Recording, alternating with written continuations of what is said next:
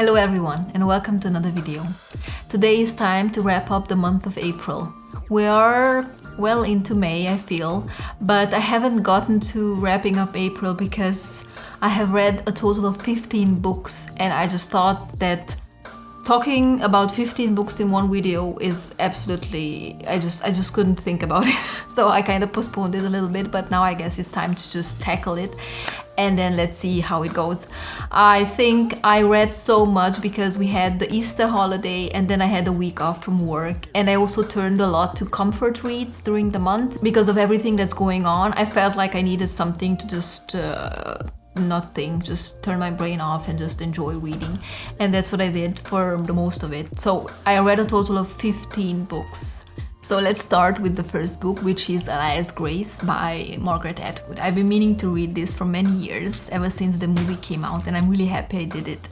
I read it as part of my Big Books Reading Challenge, in which I read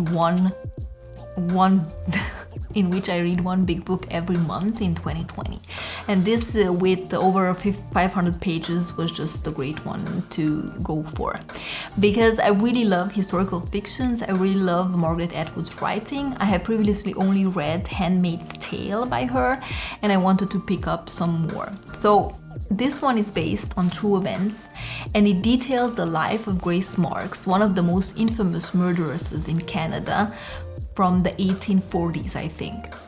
I really enjoyed the parts where this details the life of Grace Marks from when she was a small child. She grew up in Ireland in a poor family, and then they emigrated to Canada in hopes of a better life. There she ends up as a servant in different houses, and then in one of these houses, together with her co-worker, they murder their employer and the employer's mistress. She ends up in prison for many years. To this prison comes a doctor fascinated with her case, but he really tries to figure her out and understand how her brain works, because she seems so level-headed, she seems so smart. He really doesn't understand whether she did this out of madness or is this a cold-blooded murder, and we don't know it either. Apparently Grace doesn't know it either because she doesn't remember what happened on the day of the murders.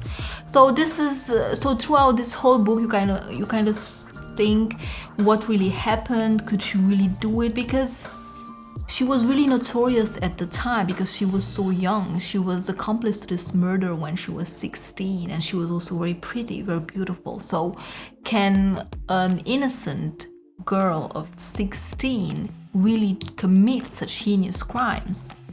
So I really enjoyed the premise, and you could really tell that Margaret Atwood really did her research and stayed true to the events. And at some point I was thinking, where is this going? What is the purpose of this book? I just felt that the author should have taken more creative liberties and would have maybe followed the beats of a historical murder mystery a bit more, so that there's some sort of a tension in the book or maybe a dramatic reveal at the end, but it kind of like fizzled out. I really liked, as I said, the beginning and the setup and Grace and exploring Grace's life, but as I said, it kind of fizzled out and there was no great reveal at the end. So I don't think I can give it more than 3 stars, even though I really had high hopes for this. The next book I picked up was Remembered by Yvonne Battle-Felton. This was nominated for the Women's Prize for Fiction in 2019.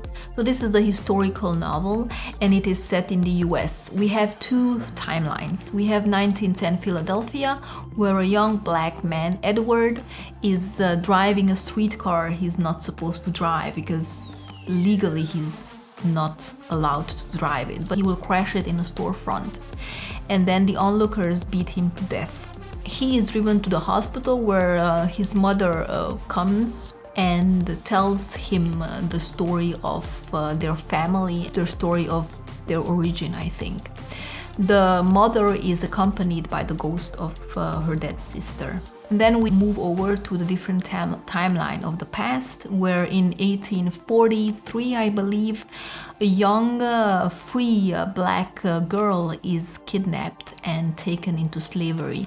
And then we follow on from there and the subsequent generations from that woman up to the present, with I guess the last generation being Edward. This book covers so many important topics, and it was written as part of the author's thesis for creative writing. So you can really tell that it was really well constructed and really well thought out. And I think if you really like historical fiction and you really like to read about Black history, then this was really a good one, I think, for you. It is really one that reminded me of Jasmine Ward, both in writing and in themes. It is really reminding me of Sing Unburied Sing, which I read a few years ago. So if you love that book, I'm pretty sure you're gonna like this one. Then I read Passage to India by E.M. Forster. This one I read as part of my 2020 Reading Classics Challenge, where similarly to my Big Books Reading Challenge, I read one classic a month. So this is a quite short one, but it packs such a punch, and I think for a book written in 1925, I think it's still so relevant today for so many different things. It has so many different layers. So I thought that this is kind of a romantic story, because we have this young woman who goes to India to visit her fiancé. So I kind of thought that this was going to be their love story. I didn't know anything else about it going into it. But this book is not about that. This is about British colonialism. This is about a friendship between a doctor, an Indian doctor, and an English teacher. And it is about whether a friendship like this can survive their cultural differences. This is an anti-racist book, and it shows how the Brits are wrong in their treatment of the native Indians, because they look down upon them. They think of them as lesser people because they're not civilized, and they're really trying to reform them, and they're trying to mold them according to their own standards, and they're completely overlooking and ignoring the rich Indian background and history and their civilization. And there's so many misunderstandings between these two groups, and there are just so many gaps that they don't even try to bridge, and the only people trying to really understand the other group are this Dr. Aziz and this English teacher, Mr. Fielding. Ultimately, can one form a friendship when one of the group is the oppressed and the other is the oppressor? And I think what E.M. Forster is really concluding here, that a friendship between two people in this situation cannot exist until they're part of this, until this power dynamic exists between them, until this oppressor-oppressed relationship ceases. So basically, under colonialism, what he says, there cannot be a friendship between an Indian and the Brit. And there's just so many things happening, and so many like comical but tragical instances in this book, because it really is not taking itself too seriously, despite it being so serious, and despite the topics being so serious, and despite the horrific events happening in this. So basically, the main plot of this book is that Dr. Aziz takes this young woman who goes to visit her fiancé in India, and her mother-in-law takes them on this trip to some caves, where he ends up being alone with her in a cave. And then later on, he's accused of sexual assault.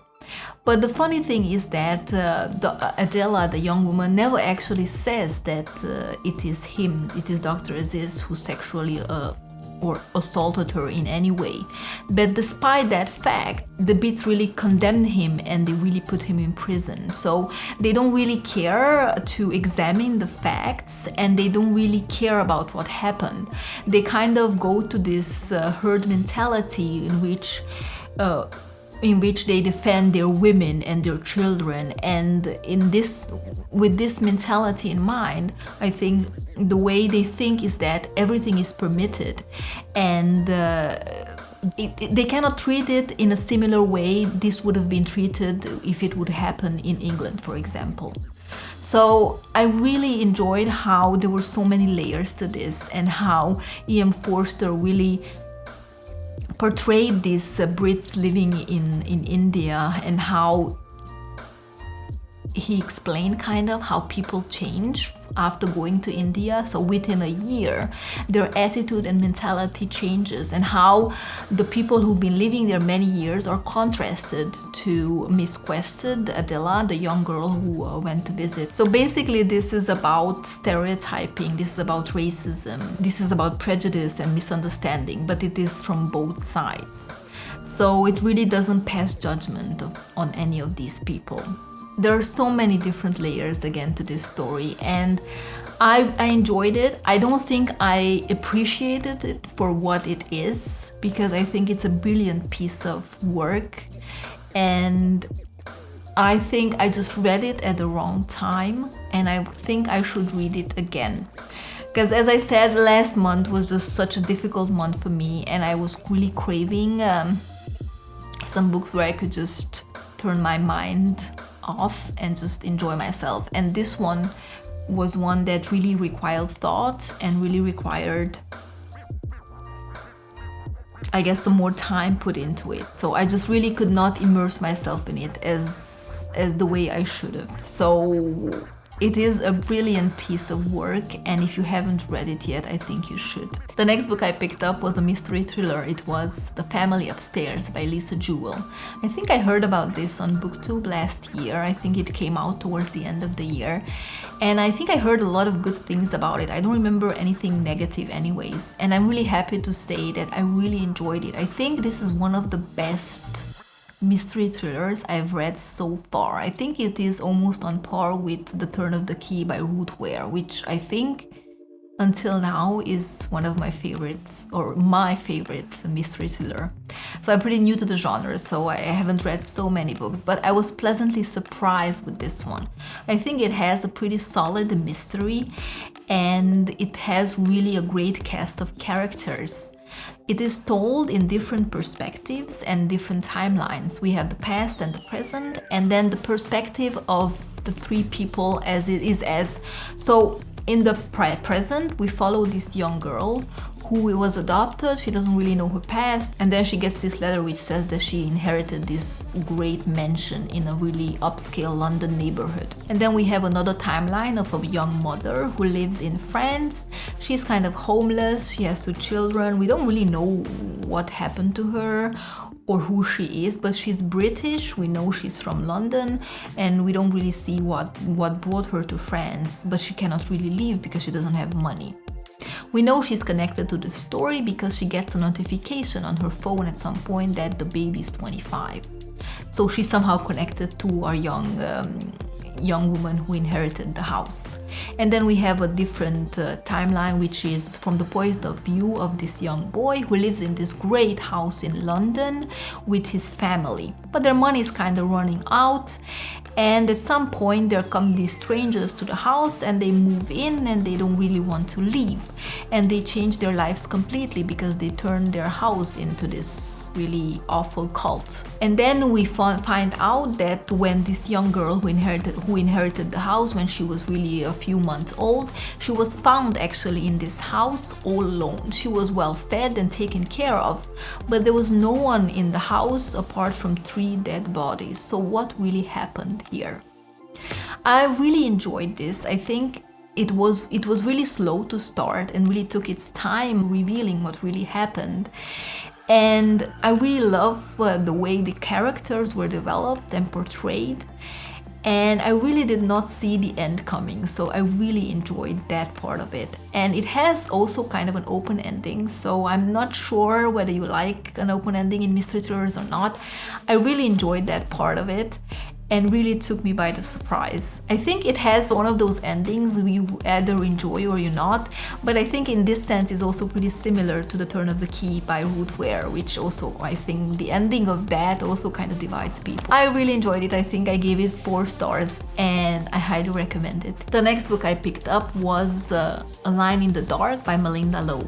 But unfortunately this one didn't really live up to the expectations, or it really didn't deliver what it promised, I feel. So basically the first part of this book is about the friendship of Jess and Angie, which kind of turns into a crush from Jess' side. So Jess is this artsy young girl. She's really shy and really quiet. She's also a bit overweight and not so pretty. On the other side, Angie is really her opposite. She's really beautiful, she's really outspoken, and she's really popular.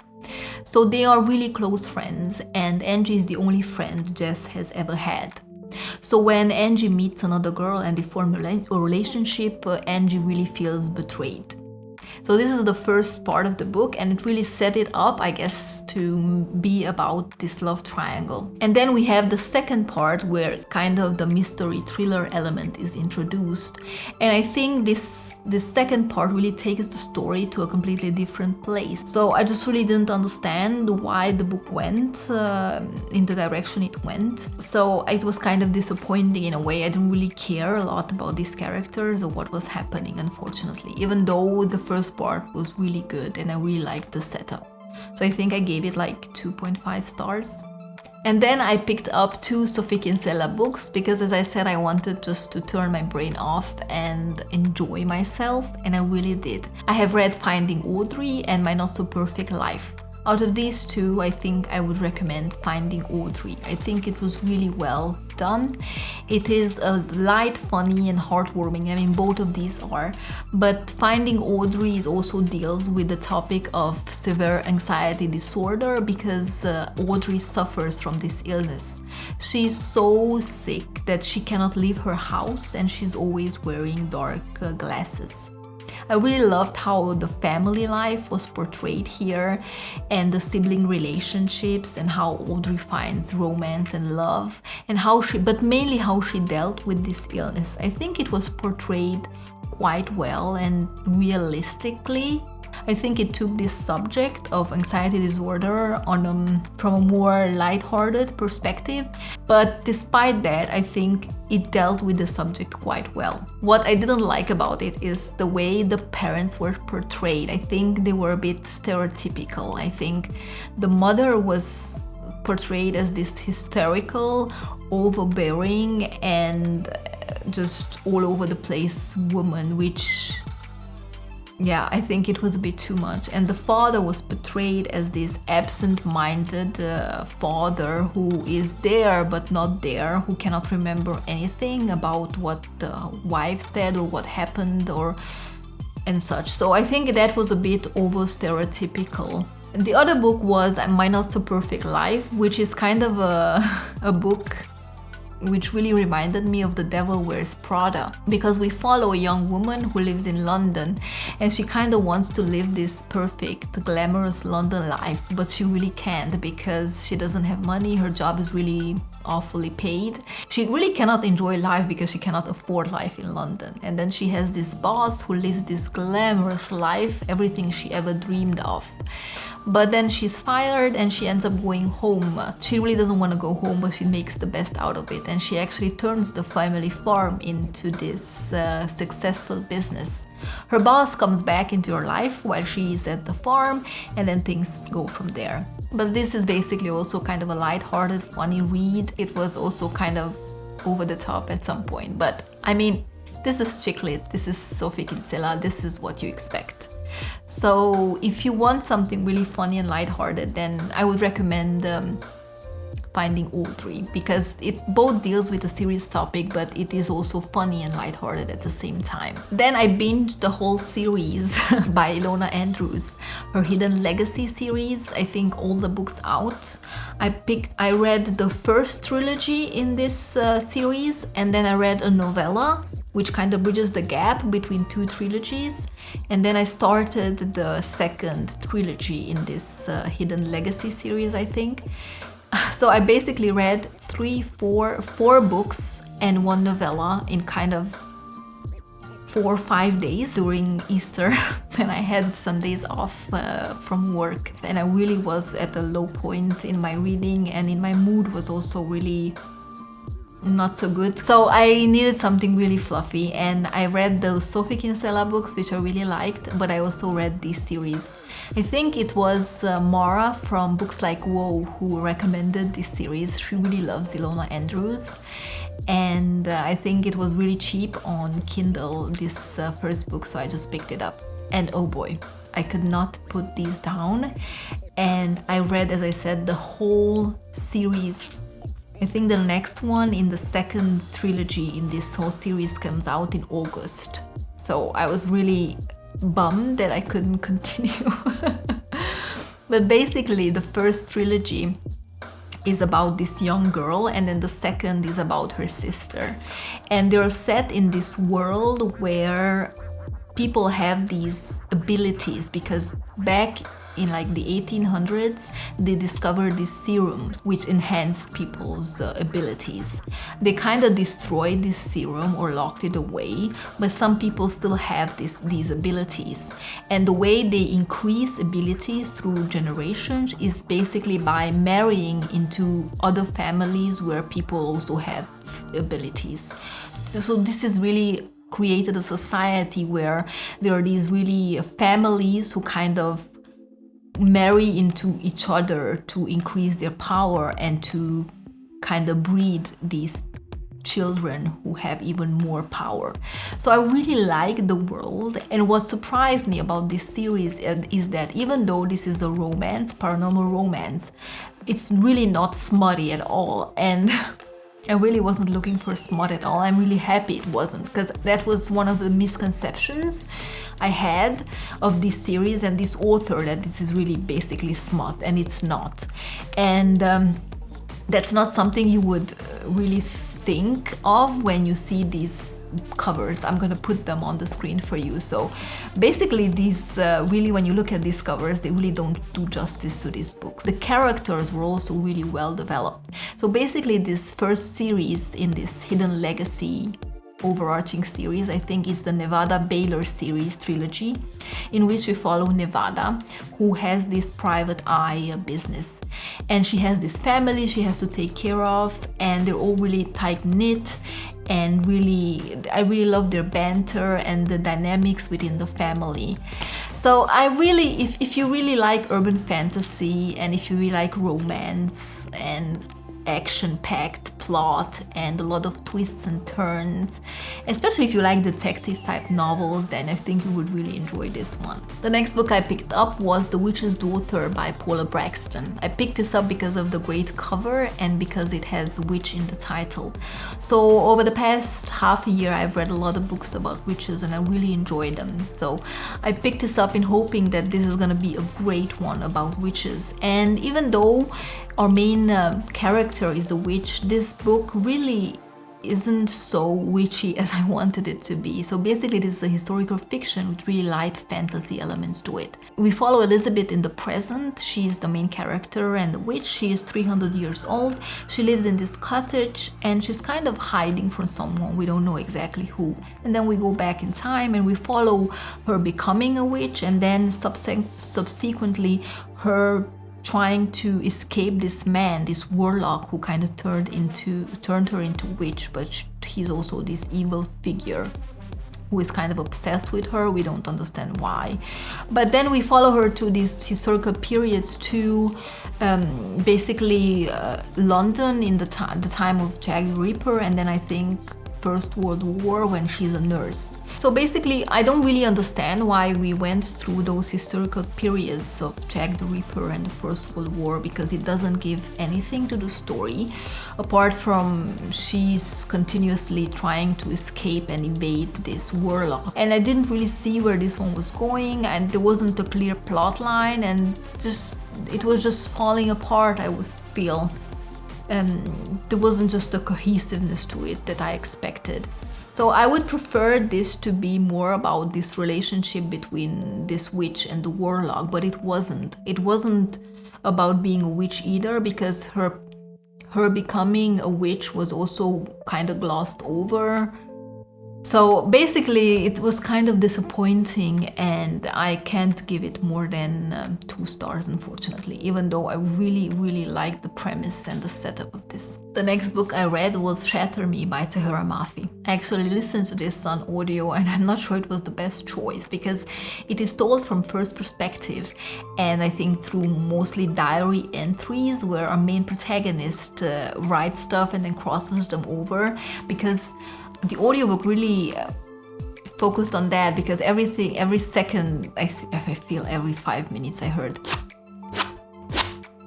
And now I'm really ruining my notebook here, but it was really funny to hear those sounds so much. But this is a dystopian about a young girl who is locked up because her touch is lethal. So basically, she has been in isolation for more than 200 days without seeing, touching, talking to anyone, almost in complete darkness. We don't know a lot about this world, and not a lot of it is developed, I think, maybe in the next few books. But this one is really focusing on her being locked up and then getting out and kind of getting into this love triangle. So read this book if you really like romance. I think a lot of people really enjoy it for that, and it is really a popular one. I can't say that I disliked it. I think I thought it funny because of how it's written and the writing. It was too flowery. It was peppered with metaphors, even though they are quite lyrical, I guess, in a way, but having so many of these metaphors, it just feels over the top. And finally, we have reached the end, and the last book I want to talk about is Skyward by Brandon Sanderson. So this is a young adult sci-fi book following this young girl who really wants to be a pilot. So we are on this planet where the last remnants of humanity live, and they live mostly underground because above ground they're constantly bombarded by these aliens and no one knows who they are and what they want with them. So they're kind of limited to their own planet. It feels like they lost some of their technology because they ended up on this different planet, but how did they go there? We know that they came there on this great ship, but you don't really know what happened, basically. And then we follow this young girl who really wants to be a pilot because pilots are heroes, and her father was a pilot. We know that her father died, and then he was branded a coward. And coward is one of the worst things you can be in this world. And Spencer really wants to prove that she's not a coward. So we follow her where she goes to school, and she goes to training to be a pilot, to this pilot academy, I guess. And she meets all these people, and there's this great friendship group in it. She also kind of finds this really old ship which has this talking AI M-bot, which is kind of revolutionary for her because their ships can talk, and it seems like this ship is so much more advanced than the ships they have. So it's really an interesting one, and I really love this main character. I really see how Brandon Sanderson is building this world and these theories, because this is basically the book where he lays the ground for this whole world and the ground for what comes next, because I think this is going to be such a monumental sci-fi, intergalactic, political intrigue type of book with a lot of action and a lot of different characters. I feel that it's kind of long and it's kind of repetitious because there's a huge chunk of these books is dedicated to Spencer going to train to be a pilot. But I really enjoyed listening to it. I think if you listen on double speed or 1.5 speed, it goes much better. I will definitely continue with the next book in this series, which I already have also on Audible, but I'm reading something else. I'm listening to something else right now, and I'll continue after I'm done with that. But I really love Brandon Sanderson as an author. I really love his Stormlight Archive fantasy series. Oh my god, that's just amazing. I can't wait to continue with that, but also with this one. And yeah, just read some more great fantasies and sci-fis. Do you love sci-fi? Do you love fantasy? I feel that fantasy is really my jam, but I would really want to get more into sci-fi as well. Anyways, let's just not ramble more on about fantasy. Let me know if you have read any of these books and what you thought about them. I think I read so many different things last month that I was just all over the place. But I'm really happy I read the urban fantasy romance books by Roland Andrews. I really think that really took me out of my reading slump. So I'm gonna stop talking now because I've been sitting here forever and I'm hungry. So thank you very much for watching, and I'll see you next time. Goodbye.